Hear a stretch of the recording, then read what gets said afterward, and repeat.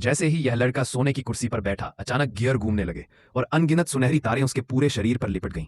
लड़की को तुरंत समझ आ गया, कुछ तो गड़बड़ है। इसलिए उसने कुर्सी से उठने को कहा, लेकिन लड़के ने खुद को कुर्बान करने का फैसला कर लिया था। धीरे धीरे उस सोने की कुर्सी ने उसे पूरा निगल लिया और वह खुद भी सोना बन गया। उसके बाद पीछे खड़ी देवी की मूर्ति ने अपनी ढाल नीचे गिरा दी, लेकिन लड़की ने ढाल उठाकर भागने के बजाय उस मशीन को समझने की कोशिश शुरू कर दी।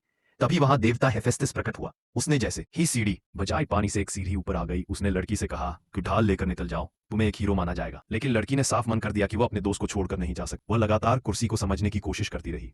उनकी दोस्ती देखकर हेफेस्टस का दिल पिघल गया।